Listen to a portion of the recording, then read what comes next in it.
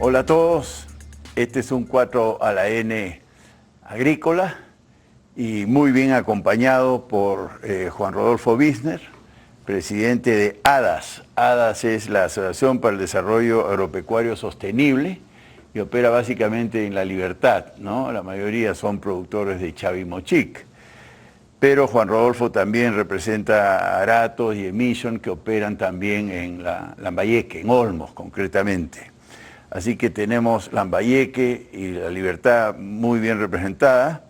Darío Núñez, de empresa Ubica, él es arequipeño, conoce la agricultura arequipeña y opera en Ica a través de una empresa que produce y exporta uvas de mesa. Y Manuel Olachea, de Sinérgica, una asociación también de empresarios iqueños, muy activa para velar por los intereses legítimos del sector en Ica, y también opera a través de la empresa Sunfruits, que es otra estupenda empresa agroexportadora iqueña. Y bueno, del agro se está hablando en términos, como van a ver en esta conversación, en términos desconcertantes, ¿no? El agro tiene, por supuesto, sus riesgos, todos lo conocemos, pero no ha caído a los niveles de hace 26 años, como estoy seguro, sin ninguna mala intención, pero erróneamente ha advertido nuestro apreciadísimo Julio Velarde, presidente del Banco Central de Reserva. Claramente ha recibido información errada de alguna fuente, probablemente del Ministerio de Agricultura. No quiero generar mucha polémica al respecto, pero a mí también me sorprendieron los anuncios del Ministerio de Agricultura acerca de un colapso en la producción de papa, por ejemplo, cuando en el mercado mayorista de Santa Anita los precios bajaban mientras se anunciaba el colapso de la producción. Bueno, cuando los precios caen, no es posible que caiga la oferta, ¿no es verdad? Entonces ahí hay una incoherencia entre lo que anuncia el Ministerio de Agricultura y la realidad, que es el precio de la papa, que bajó mucho con respecto al año pasado. Entonces vamos a hablar de eso. Yo también quiero tocar el tema de la torpeza sin nombre del gobierno del presidente Sagasti, el expresidente Sagasti, de derogar la anterior ley de promoción agraria, una ley que, en mi opinión y en opinión de muchos, debe haber sido una de las mejores leyes que jamás se hayan promulgado en el país. ¿Por qué? Porque promovió la inversión y producto de la inversión se generó cientos de miles de empleos formales, muy pocas leyes generan ese impacto, y generó el boom agroexportador del cual se habla en todo el mundo. Y esa ley fue derogada, y podemos conversar también de la nueva ley, que en honor a la verdad no es el fin del mundo, pero es una ley mediocre comparada con la anterior, ¿no? Y también quiero hablar de la ausencia del Estado en materia de garantizar la transitabilidad de las carreteras, ¿no? Es increíble cómo sufre el sector cuando se bloquean las vías como Ica, como Virú, tal como lo hemos visto en el pasado. Por supuesto, los bloqueos en la sierra son atroces, pero el daño que se causa a los agricultores con un bloqueo es incalculable. En fin, hay mil temas de qué conversar y repito, estoy muy bien acompañado, de manera que de eso vamos a conversar. Entonces, empezando por Juan Rodolfo, que dicho sea de paso es un hermano colombiano que opera en nuestro país hace muchos años y ha hecho cosas extraordinarias en materia de paltas, arándanos y agricultura de excelencia. ¿Cómo ves el año 2023 en materia agroempresarial, Juan Rodolfo? Sí, primero que todo, Fernando, agradecerte la invitación, un placer estar acompañado con colegas de ICA y de Arequipa. Fernando, mira, has mencionado un tema central dentro de toda la lista de tantos temas tan importantes que enfrentamos día a día los empresarios agroexportadores, el tema de la ley de promoción agraria, cómo se derogó esa ley, temas de inseguridad, temas de falta de energía, en fin, es una lista larga, ¿no?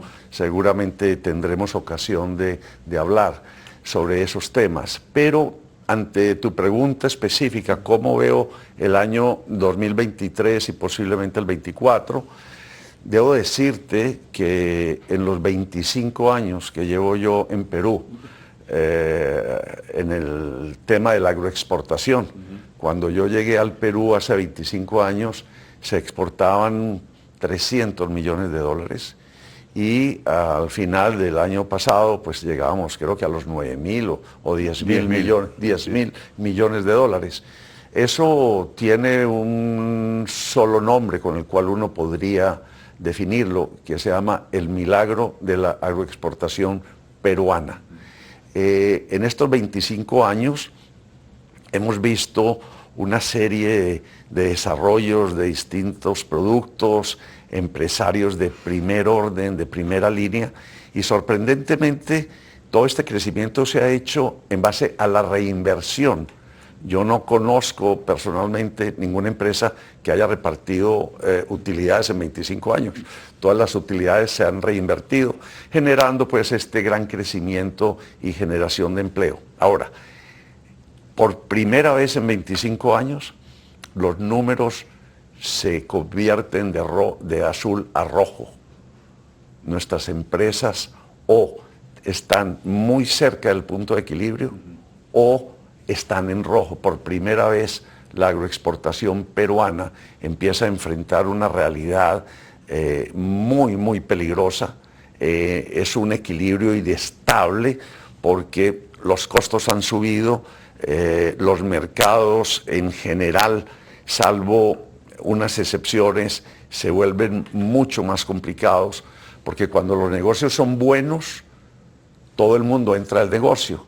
Y entonces tenemos una serie de países que se vienen, digamos, apuntando a este milagro agroexportador. Colombia, por ejemplo, en Palta, Guatemala, países en África. Entonces, lo que anteriormente teníamos como ventanas, hoy ya no las tenemos. Ya estamos enfrentando la evolución de productos que entran a ser productos de ventana a commodities. Y en los commodities, pues tú sabes, los precios y los márgenes son muy pequeños. Entonces, cualquier peligro, cualquier dificultad que hoy se le agregue a la actividad agroexportadora va a poner en alto riesgo, la viabilidad y la sostenibilidad del negocio. ¿Cómo veo el año 23? Lo veo muy preocupante. De hecho, ya estamos terminando el año y los números son en rojo por primera vez.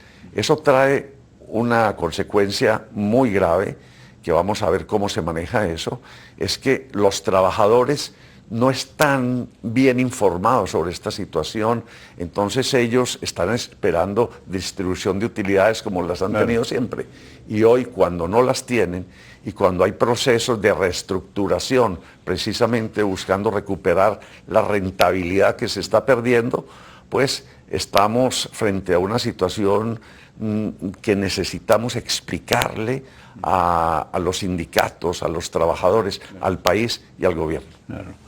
Efectivamente, los costos en general siempre suben, ¿no? Existe el fenómeno de la inflación, pero los costos, particularmente en el sector agrario, crecieron mucho el año pasado por el fenómeno de la guerra que disparó el precio del petróleo y sus derivados. Y petróleo es transporte, o sea, fletes, y el derivado principal es la urea, que nos atañe a nosotros. Y la verdad que fue atroz el alza.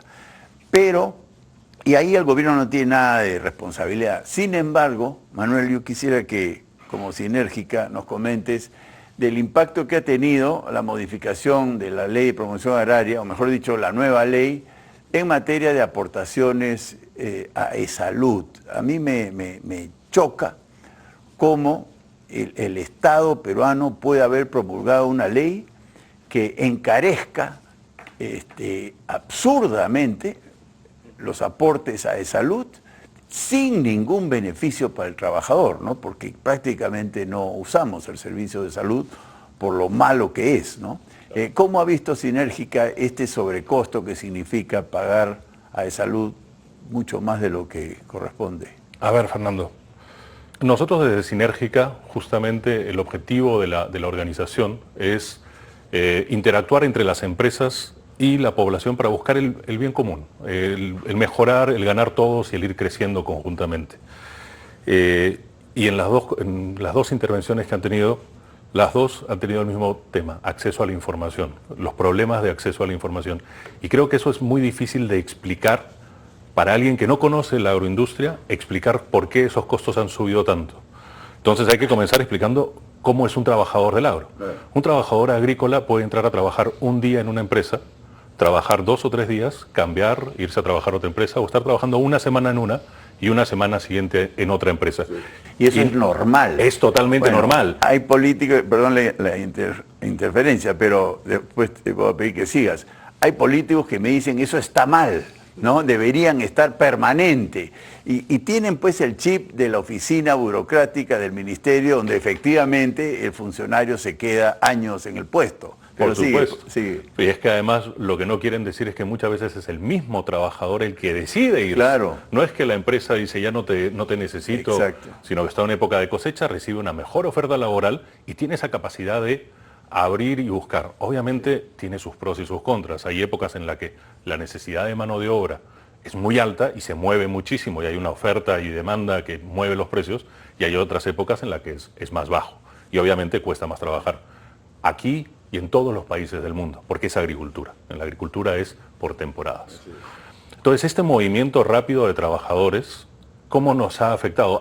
En la antigua ley agraria, uno trabajaba el proporcional. Es decir, si una persona llegaba a trabajar en la empresa, trabajaba 5 días, durante esos 5 días se le pagaba su sueldo completo, su proporcional de vacaciones, su proporcional de salud, su proporcional de CTS, su proporcional de AFP y su sueldo completo. En las empresas formales, obviamente. Recordemos que solamente el 6% de la agricultura en Perú es formal. Correcto. Y esa es la agricultura de agroexportación. Sí. ¿No?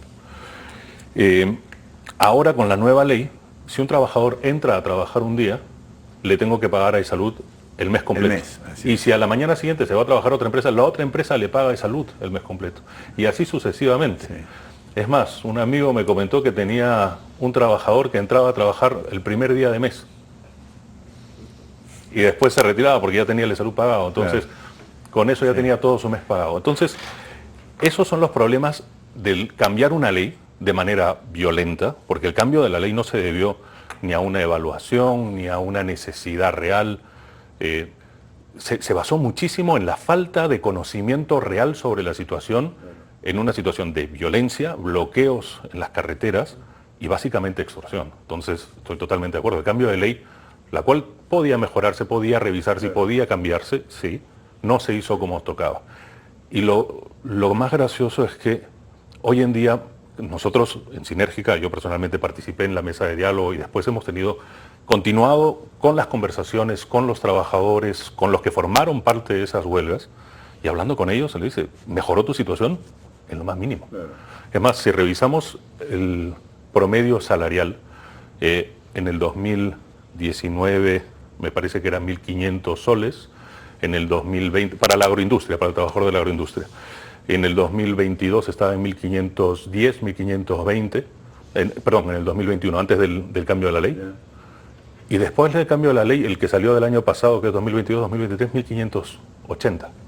Es decir, se hizo el bono beta que aumentaba un 30% del salario, pero no se aumentó el 30%, porque el trabajador ya ganaba más. Claro, claro. Entonces no se ganó realmente el trabajador, el empleador perdió, pero eso sí, aumentaron los impuestos a la renta sobre la empresa, ampliaron, subieron el costo de salud, y ahora nos hacen pagar otros días. O sea, el único que ha ganado en esto es el Estado, y ha ganado bien con este trabajo. Y es salud en particular, ¿no? Y es salud el que más ha ganado.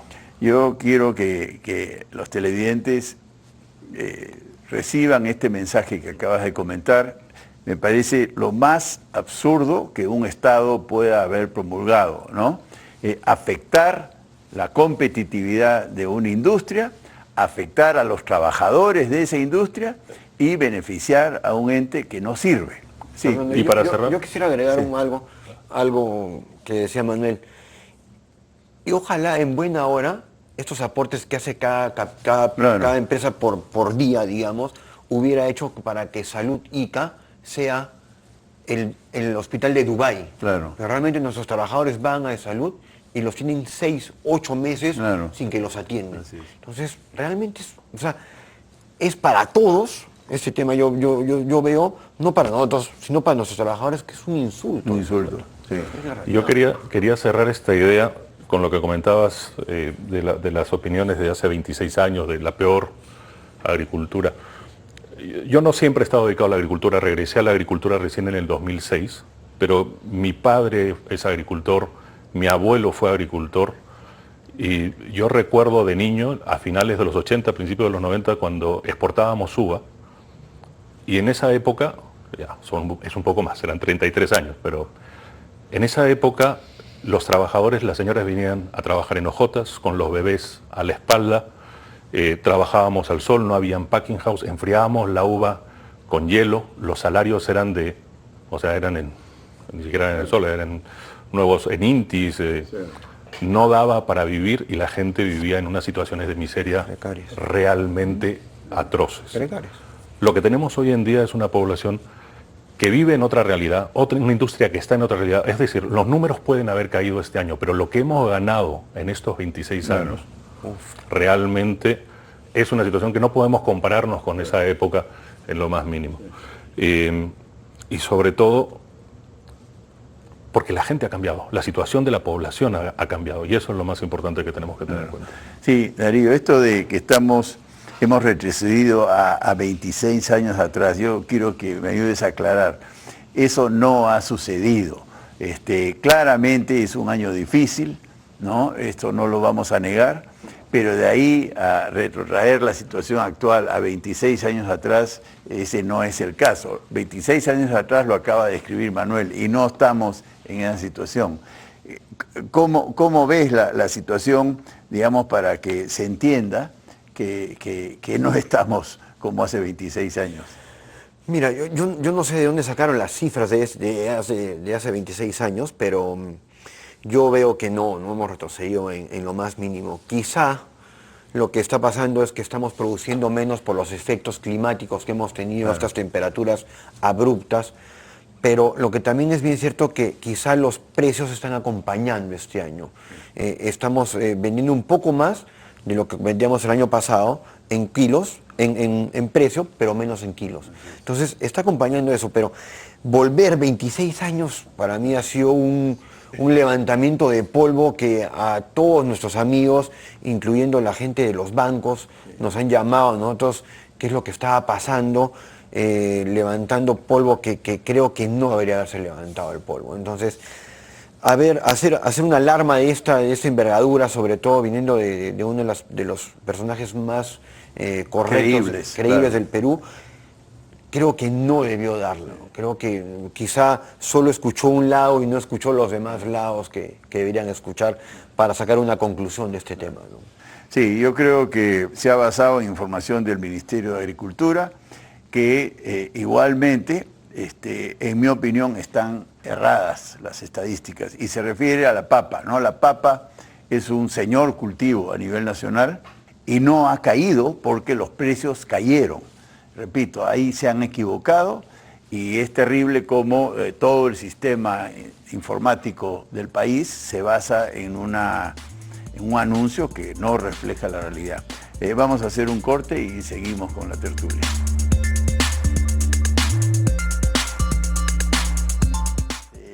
Con Darío, cuéntanos lo que querías comentar acerca de la ley. Agregar el tema de la ley agraria, yo creo que cuando fue todo este problema, la primera gran huelga que tuvimos en la parte agroindustrial, yo creo que la ley agraria se pensó, no sé, los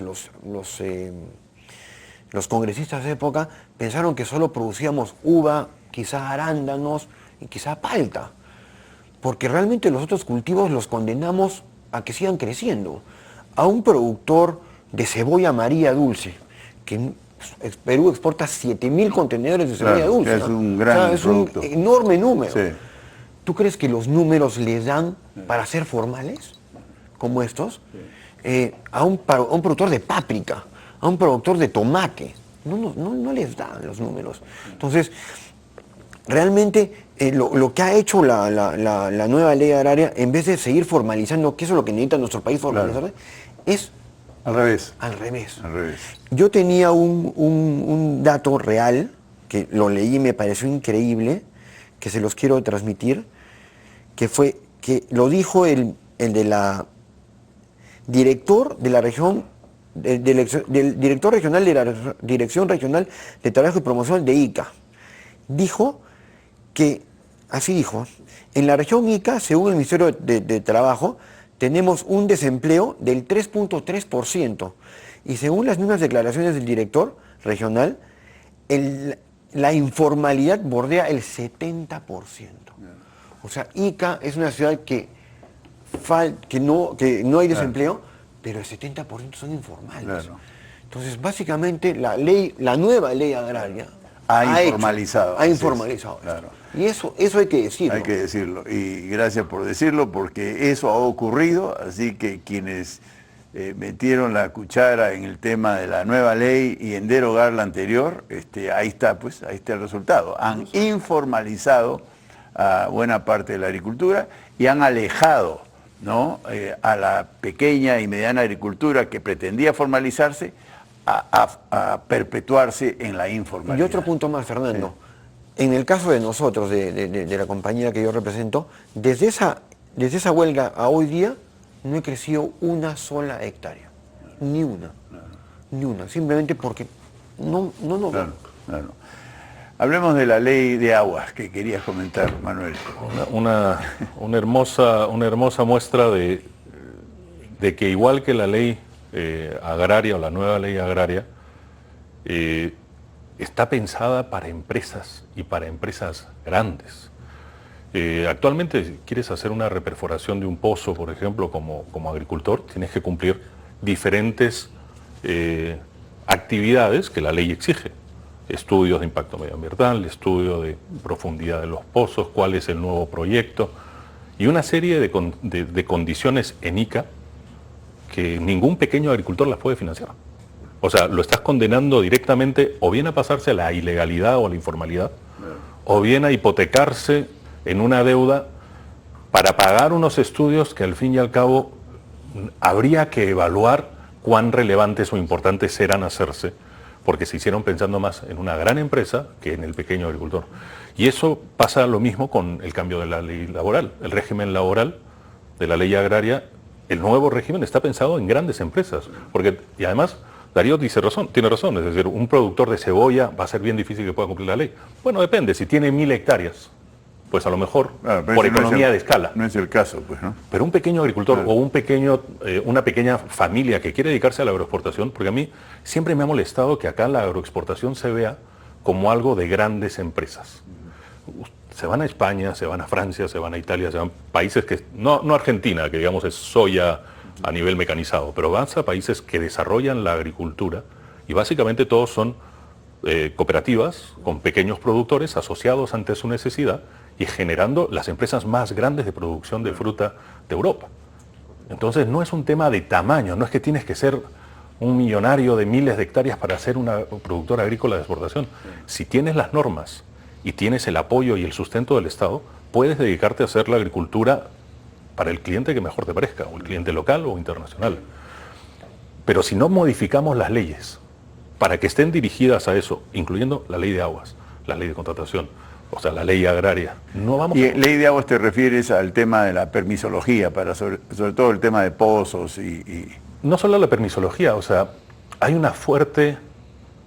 En ICA tenemos una veda. Sí. La veda es un término de cacería, que significa deja de cazar para que los animales o los peces se reproduzcan solos y recuperen su estabilidad. En el acuífero, ¿qué es? No se mueva nadie. Eso no va a hacer que el acuífero comience a reproducirse solo, es agua. Si el acuífero estaba en un formato descendente y no hacemos nada, pues va a seguir descendiendo, justamente porque no estamos haciendo nada. Entonces, por ejemplo, uno de los grandes las grandes errores que tiene la ley de agua y la ley de veda en Ica es la prohibición de mejoramiento de los pozos para los pequeños agricultores. Un pequeño agricultor que trabaja con riego por gravedad, deberían de hacerle todos los pozos que necesite. Claro. Porque él está regando con el pozo 2 veces, de sus 10 riegos que hace al año, 2 o 3 los hace de pozo. Los otros 7 los hace con agua superficial y está incorporando al acuífero. Claro. Cuando ese señor, su pozo se le seque, va a dejar de regar con agua superficial, va a acabar vendiéndole su terreno a una empresa que regará con riego tecnificado y no habrá más recarga del acuífero. Entonces, por ejemplo, esa norma está generando más daño que bien. Y tiene que revisarse sí o sí, si no, nos vamos a ir todos al diablo. Y en Ica ocurre la absurda situación de que se está ensanchando el río Ica para botar más agua dulce al mar, ¿no? Para evitar la infiltración del acuífero. Realmente es difícil de entender a nuestras autoridades políticas, ¿eh? Mira, ese tema que has tocado es preocupante porque nosotros vemos lo mismo. Vemos que se están haciendo obras que teóricamente son para mejorar el río y lo están haciendo en la ciudad, pero el río no se va a romper en la ciudad. El río se va a romper kilómetros arriba y va a llevarse la ciudad porque no se está mirando el río como una unidad viva de agua. Se está mirando por pieza. Ya, como hemos reforzado en la ciudad, ya no se sale el río en la ciudad. No, señor, se sale 2 kilómetros atrás y en el río no queda una gota de agua. Se salió toda y toda va a pasar por encima de la ciudad. Y eso es muy preocupante. Y yo veo en Chincha, las defensas ribereñas, 500 millones de soles. Bueno, con 500 millones de soles hubiéramos hecho los reservorios que hubieran afianzado para siempre el agua en la cuenca del río San Juan, en Chincha, y lo mismo pasaría en Pisco, Ica, Palpa y Nazca. O sea, estamos gastando lo que requieren las inversiones en reservorios, que dicho sea de paso, afianzarían la dotación de agua, evitarían las bajadas embaladas y huaicos, y tendríamos agua todo el año. O sea, realmente el Estado es indescriptible o indescifrable en materia de gestión de los recursos para resolver el tema del agua, ¿no? Juan Rodolfo, quería que nos cuentes, porque yo no estuve allá, pero sí en Ica, ¿cómo afectaron los bloqueos a la agricultura norteña?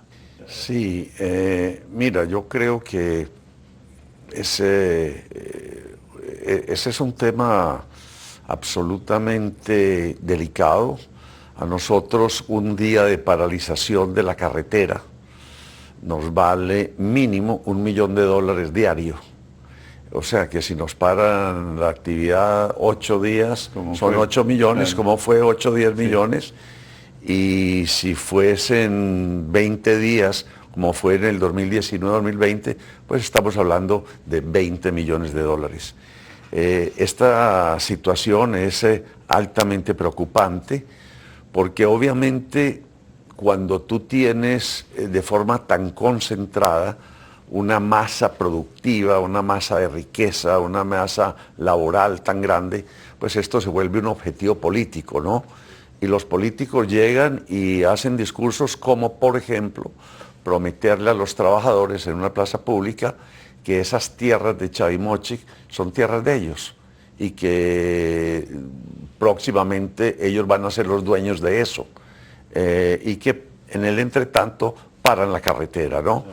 Esa situación manejada por unos líderes que se conocen, líderes de izquierda, altamente irresponsables, le hacen un gran daño a la actividad. Sin embargo, es una minoría absoluta, o sea, estamos hablando de 5 o 10 líderes, pero la gran masa trabajadora nuestra, que son alrededor de 140.000 trabajadores que se reúnen en la agroexportación de Chavimochic bajo el paraguas de ADAS. Nosotros pagamos al año más de $1 billón, 4.400 millones de soles. Claro. Eso es más de $1 billón. Claro. 1.000 millones de dólares. 1.000 millones de dólares, sí, que entra a la economía, claro, local, ¿no? Entonces, ese desarrollo social, ese desarrollo económico de las empresas, que cada día es más difícil, como decía al comienzo, va acompañando también al desarrollo de las personas. Yo tengo aquí los datos, por ejemplo, de lo que gana un trabajador nuestro hoy en la época de temporada, que son básicamente 10 meses de los 12 meses, y tienen un salario este año de 3.500 soles. ¿Por qué?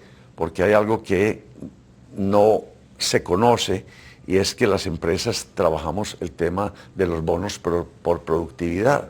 Entonces, lo que es la remuneración mínima agraria, que conlleva el beta, eso es apenas el 40% y a veces llega al 45%, pero más de la mitad de lo que recibe el trabajo como ingreso es un bono de productividad. Claro. Ellos están, bueno, 3.500 soles es casi $1.000 mensuales, que no se los gana un profesional terminando la universidad de ingeniería, no se ganan eso.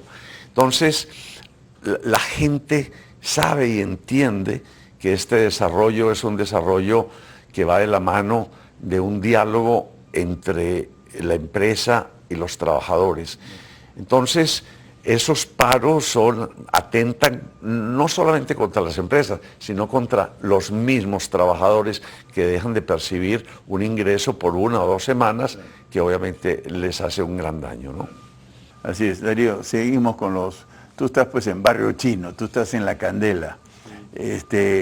Cuéntanos, ¿cómo son esos bloqueos? Yo tengo que decir que efectivamente yo trato de ir a Ica. Yo estoy más al norte, en Humay y en Chincha, pero voy a Ica porque el bloqueo se da pues en Barrio Chino, en Expansión Urbana, en Santiago, en Ica, ¿no? Y yo percibo lo que dice Juan Rodolfo. Los trabajadores quieren trabajar, pero están amenazados de ser agredidos. Los comerciantes quieren servir a la ciudadanía, pero son también amenazados por los vándalos. Tú que has vivido esto tan de cerca, cuéntanos cómo se vive el bloqueo desde Barrio Chino. El bloqueo es total, ¿no? Y en el caso de nosotros hasta nos condicionan. A nosotros tenemos que dejar entrar unos encapuchados, imagínense esto es real, a que verifiquen que en nuestro campo no hay nadie laborando. Imagínense, yo estoy al lado de Barrio Chino, estoy en el pico, digamos, pero tengo que yo abrir el portón para que 4 o 5 personas entren a mi campo, todos encapuchados, y verifiquen que no hay nadie y recién se retiren para no hacer violencia en mi campo. Entonces, las condiciones realmente son cada vez peor, ¿no? Entonces, pero yo quería agregar algo, aparte de lo que tú decías de lo que puede causar. Yo os digo una cosa, estas huelgas están causando más problema que un fenómeno del Niño. Y voy a explicar por qué. Porque yo este año quiero visitar a mis clientes, la primera versión que me dicen, y este año va a volver a haber huelga. Entonces, el nombre Perú, que habíamos logrado llevar en el pecho, llevarlo a los más altos estándares de calidad, de producción, de timing, de tiempo, en los últimos 2 años lo hemos borrado. Entonces, yo digo, estas huelgas están matando el nombre país y la gente no se está dando cuenta. Entonces, en ese caso necesitamos que el gobierno nos ayude, porque si no nos ayuda, la gallina y el huevo de oro la estamos matando. Agregar otra cosa más. En las industrias que tú puedes compararnos con una industria metalúrgica, una industria, digamos, de construcción, el trabajador llega a su centro laboral con su plata. En nuestro caso, nosotros ponemos buses, que nos cuesta promedio 8 soles por trabajador. Y 2, la alimentación. En los demás trabajos, la gente lleva su alimentación. Y nosotros, la gran mayoría, da almuerzo. Entonces, los soles que dice Rodolfo y que dice Manuel son directamente para el trabajador. O sea, porque transporte y alimentación nosotros lo ponemos. O sea, estamos en las negociaciones porque hay muchas veces que me dicen, no, ingeniero, es que la empresa A está ofreciendo esto. Y si yo no ofrezco eso, nadie viene a trabajar conmigo. Entonces, realmente, el impacto que ha hecho la agroindustria a la gente, y Manuel lo decía, lo describía, ha sido impresionante. O sea, Juan Rodolfo también lo ha dicho. Efectivamente, cómo comunicar, ¿no?, que el beneficio social ha sido extraordinario y y eso se refleja en boom de la construcción, boom comercial, venta de vehículos. Cada vez más los trabajadores van al campo. Antes era pues en bicicleta, ¿no? Después apareció la moto, después el carrito y ahora la cantidad de vehículos que llegan a los campos de trabajadores, con lo cual uno se llena de satisfacción, ¿no? Es una maravilla ver a la gente acomodada yendo a cosechar, a podar, a ralear, ¿no? Pero no solamente es la gente acomodada que va a trabajar. ¿Cuántos autobuses tienes tú en propiedad? ¿De propiedad mías? Sí. 0. Todos son servicios brindados en la comunidad que va creciendo con la agroindustria. La persona que comienza a trabajar haciendo menús, la persona que comienza a alquilar autobuses, la persona que comienza a la venta de fertilizantes, de armado de parrones, de armado, toda esa economía que se genera alrededor es lo que hace cambiar a la ciudad. No solamente el que trabaja con nosotros, sino los que trabajan a través de nosotros. Yo como saben, estuve durante la huelga y a mí me sorprende mucho cómo siempre, o cómo el discurso de esa época fue tan capaz de obviar uno de los principales problemas que tuvimos en el 2020. La huelga fue en el 2020-2021. Sí. A ver, nosotros estábamos en esa mesa de diálogo, veíamos la situación y definitivamente esa huelga fue una huelga muy distinta a las que han habido después, a los paros que han habido después. Los gritos eran similares, el discurso era similar, pero la vorágine, la violencia, la agresividad era distinta. Y a mí me sorprende que siempre nadie mencione el tema de que estábamos en pleno COVID. Es decir, has mencionado tres zonas, Zenica, 3 concretas: Parque Chino, Expansión y Santiago, que son las 3 zonas migrantes de Ica, que son las 3 zonas en las que menos Estado hay. Claro, tú vives en La Tinguiña, que es un distrito antiguo de Ica, y tu costo de agua es 6 soles flat al mes, con sus debilidades de la dotación de agua, pero más o menos recibes. Pero vives en una zona de expansión y tu cilindro de agua te cuesta 5 soles. O sea, la dotación del mes versus la dotación 200 litros de agua. De un cilindro. Así. Cuando vivíamos en el COVID era, oye, lávate las manos, lávate los pies, lávate la cara 3 veces, lávate todo porque el COVID te va a matar. Entonces, obviamente, el consumo de agua subió y hasta subieron el precio, el municipio, el precio del agua, porque decía, me cuesta más llevártela. A nosotros nos pedían, ahora queremos poner cuna más, necesitamos que pongan cuna más en los fondos. Y nosotros decíamos, ¿por qué quieres un cuna más? Obviamente son familias migrantes, jóvenes sin un apoyo familiar, con hijos, y les cerramos los colegios el primer día del COVID. Entonces no tenían dónde dejar a sus hijos y decían, empresa, cuídame tú a los niños. O sea, y lo más duro, o sea, eran las únicas personas, prácticamente uno de los pocos sectores que seguía trabajando. Y era, necesito plata para el medicamento de papá, necesitamos enterrar a mamá, necesitamos...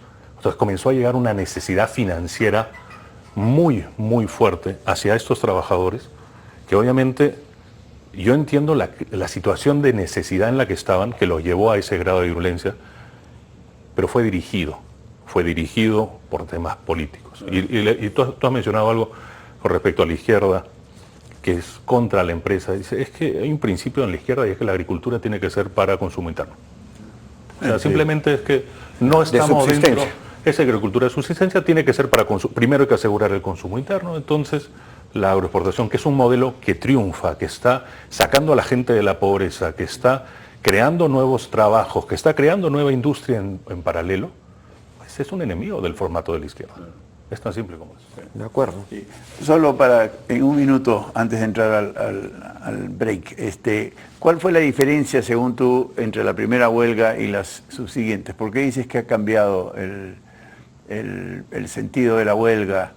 Porque en la segunda huelga siempre ha sido solamente político. Político. Y al haber solamente político, pues justamente ya, y al haber parado la necesidad del COVID, y al haber, digamos, recuperado un poco la tranquilidad de espíritu, ya los trabajadores no están participando en ese nivel o en ese volumen como estuvieron participando en la primera huelga, que sí hubo más gente por una necesidad real de más dinero que tenían en ese momento específico por el COVID. Sí.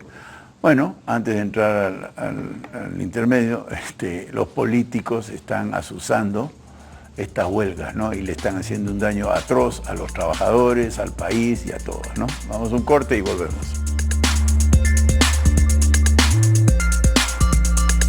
Realmente vive el tema agrícola desde adentro. Juan Rodolfo, Chavimochic 3, realmente parece una telenovela, es una burla, me parece, para el país, como Majes Iguas 2 y como muchos otros afianzamientos. ¿Qué información tienes al respecto? Sí, mira, ese es un tema, un proyecto importantísimo. Me das la posibilidad, Fernando, antes de entrar específicamente al proyecto, de plantear sobre la mesa una visión que tenemos en ADAS. ADAS es una asociación integrada por las compañías agroexportadoras de Chavimochic. Es la Asociación para el Desarrollo Agropecuario Sostenible, o sea, pensamos en la sostenibilidad en el largo plazo, y es una evolución de la antigua APTC, que se fundó hace 25 años, ¿no? En esta... Que era la asociación de Chavimochic. De Chavimochic, sí. En esta asociación nosotros tenemos un pensamiento, y es que las oportunidades vienen disfrazadas con máscaras de problemas. Sí. De todos estos problemas que estamos planteando en esta mesa y la lista inmensa que no hemos planteado, son máscaras que detrás de ellas hay grandes oportunidades. Es como nosotros lo vemos. La más importante y la que hemos trabajado mucho y tiene relación con la tercera etapa de Chavimochic es la unión de los empresarios. Si no hay una unión de estos empresarios agroexportadores, ya sea regionalmente, macrorregionalmente y nacionalmente, va a ser muy difícil realmente superar estas dificultades. Nosotros estamos presentes en La Libertad, hemos replicado el mismo modelo ya en Olmos, y se llama Cultivando. Y entonces la filosofía es: juntos somos más productivos para esa sostenibilidad que individualmente. Obvio. Y puedo decirte que llevamos 2 años trabajando. Todas las decisiones, absolutamente todas, han sido tomadas por unanimidad, con el consenso de las voluntades de estas compañías, que en conjunto, como te decía, somos 140.000 trabajadores y estamos proyectados hacia ese beneficio de estas comunidades, 1.400 millones de dólares de exportación entre todos.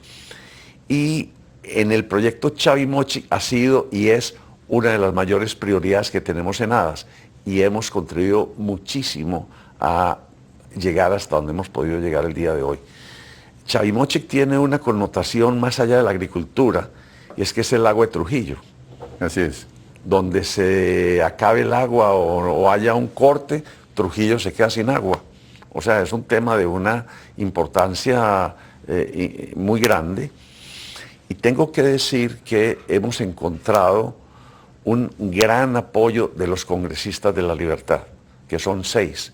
Se han conformado en una comisión, avanzamos muchísimo el año pasado, y hoy con el nuevo gobierno regional ya estamos en el punto, y se comunicó de que se va a hacer mediante la forma de gobierno a gobierno.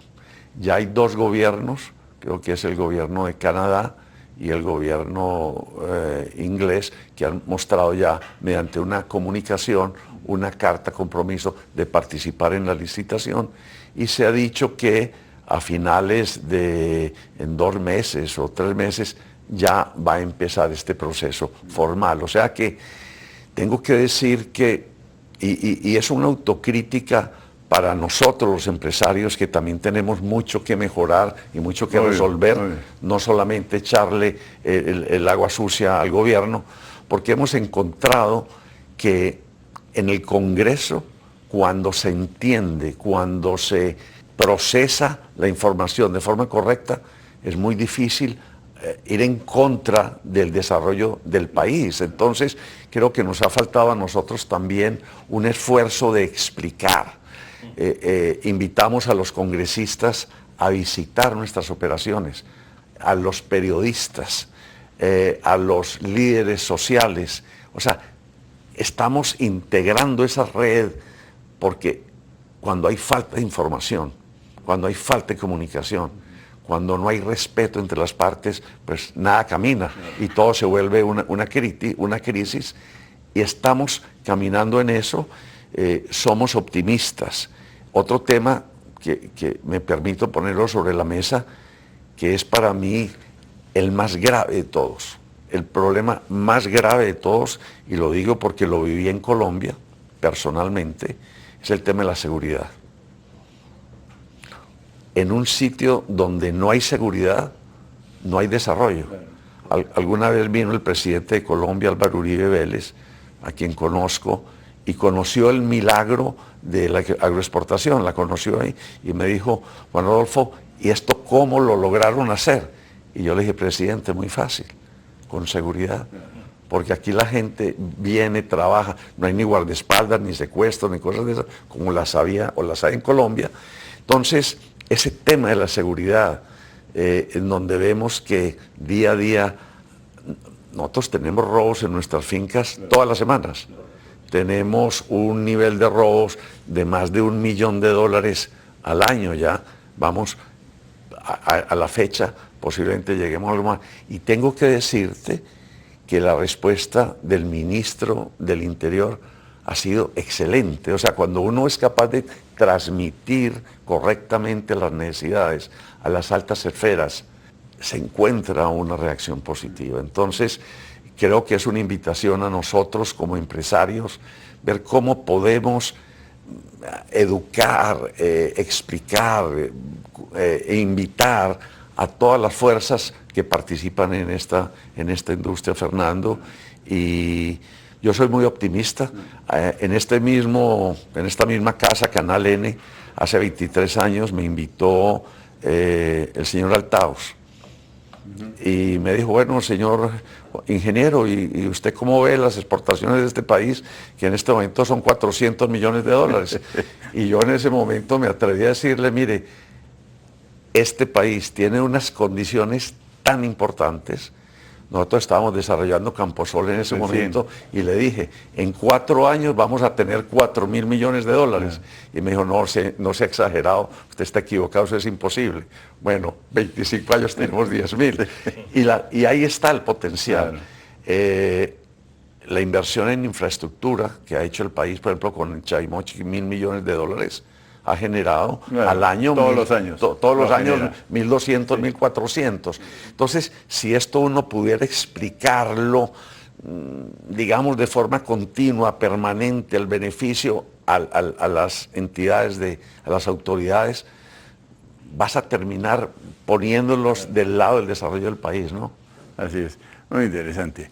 Darío, en esta semana estaba ocurriendo el Foro Internacional de Semillas. Estábamos hablando en el intermedio acerca de la sierra, ¿no? y la torpeza de la moratoria de las semillas transgénicas, que qué difícil es hacerles ver a los políticos que no hacen daño y al contrario generan riqueza y bienestar, ¿no? Cuéntanos lo que querías decir.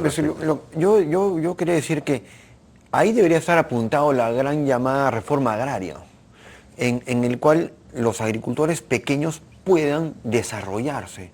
Necesitamos logística, necesitamos carreteras, necesitamos que el agricultor llegue a los mercados, pero sin logística e infraestructura no llegamos.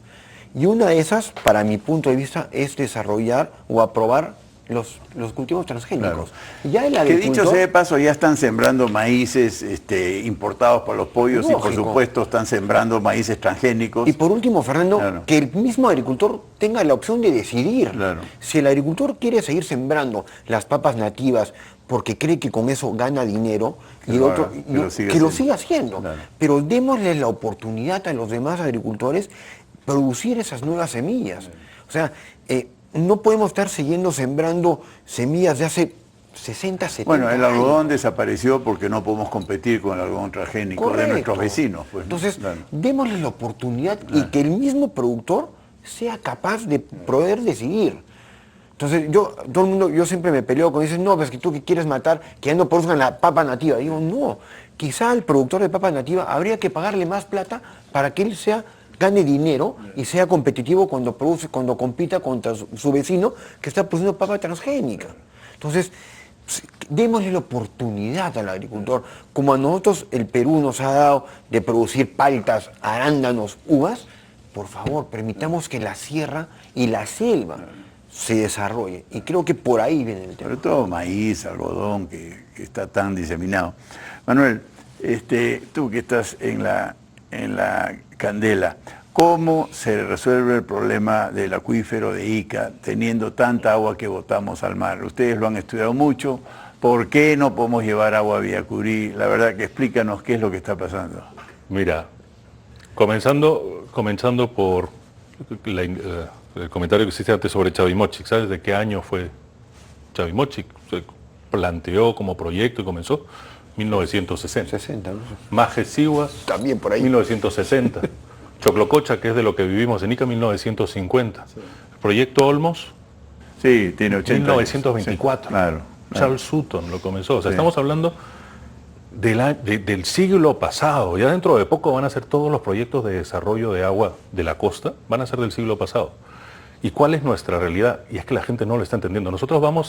Yo estuve en Israel hace un tiempo conociendo el proyecto de tratamiento de aguas residuales, gestión de desalinización. Increíble lo que tienen ellos. Y la gente nos compara. Dice, mira, el milagro israelí, el milagro del desierto, nosotros somos iguales. Para nada. Israel es no me acuerdo mucho los números, pero creo que es el 11º o 12º país más pobre de agua dulce del mundo per cápita. Más pobre. Nosotros somos el 12º país más rico de agua dulce del mundo. Entonces, claro, tú te vas a Israel y el trabajador agrícola trabaja con agua desalinizada y paga 50 céntimos de dólar por metro cúbico. Su cultivo tiene un valor. Te vas a Ica... Solo para que entiendan, ¿cuánto cuesta el metro cúbico en el Perú? 4 centavos de sol. 4 centavos de sol versus 50 centavos de dólar. O sea, un sol 50 versus 4 centavos. Claro. Entonces, claro, cuando yo veo, estamos haciendo tratamiento de aguas residuales y cuando veo que llegan alcaldes diciendo, no, hay que hacer tratamiento de aguas residuales para regar los parques y jardines como hacen en Israel. Y dicen, no, es que no estás entendiéndolo. Nuestro problema no es un problema de falta de agua, es un problema de administración. Exacto. El 98% del agua dulce del mar se va al Atlántico. El 2%, ni siquiera el 2%, el 1.6, 1.7 creo es la que viene al Pacífico y el 0 se queda en la cuenca del Titicaca. ¿Eso qué quiere decir? Que con ese 2% que viene a la costa hemos hecho todo esto. Riegan que son 4 millones de hectáreas agrícolas en el Perú. Se riegan con ese agua. Sí. Las 250.000 hectáreas de agroexportación, que también son agricultura, pero eso es el 2% del agua del Perú. O sea, no estoy diciendo de mover 50% para acá, no matemos el Amazonas, pero haz proyectos para traer el 1% más y podemos convertir toda la costa peruana en un vergel. Ese sería el desarrollo que tendríamos que tener. Ya, pero ustedes querían, lo sé por varios de ustedes, que tomar parte de las aguas sobrantes del río Ica y llevarlas por Macacona, me parece, a Goldameir, infiltrar claro. Villacurí.